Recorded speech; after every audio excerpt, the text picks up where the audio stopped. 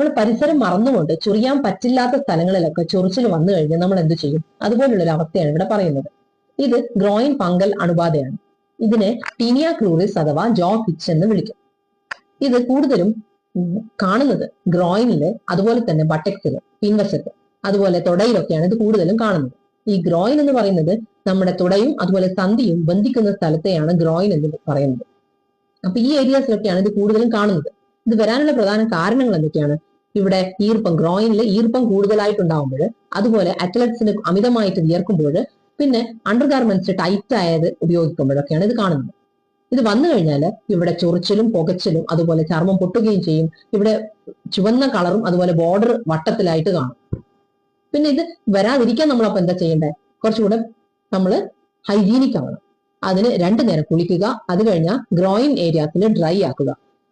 അതുപോലെ തന്നെ ടൈറ്റ് ആയിട്ടുള്ള അണ്ടർവെയർ ഉപേക്ഷിക്കുക. പിന്നെ നനഞ്ഞ അടിവസ്ത്രങ്ങൾ ഉണ്ടാകുമ്പോൾ അത് ഉടനെ മാറ്റണം. പിന്നെ വരുന്നത് നമ്മുടെ ടവൽസ് മറ്റുള്ളവർ യൂസ് ചെയ്യാതിരിക്കാൻ ശ്രദ്ധിക്കുക. ഇതൊക്കെയാണ് ഇത് പ്രിവെന്റ് ചെയ്യാൻ, ഇത് നമ്മൾ വരാതിരിക്കാൻ വേണ്ടി നമ്മൾ സൂക്ഷിക്കേണ്ട കാര്യങ്ങൾ. ഇതിന് ഹോമിയോപ്പതിയിൽ ഇതിന് നല്ല ചികിത്സകളുണ്ട്. അതുപോലെ തന്നെ ഇതുപോലെ വന്ന കേസസ് ഹോമിയോപ്പതി ട്രീറ്റ്മെന്റ് കൊണ്ട് പൂർണ്ണമായിട്ടും നമുക്കത് ഭേദമാക്കാൻ പറ്റും.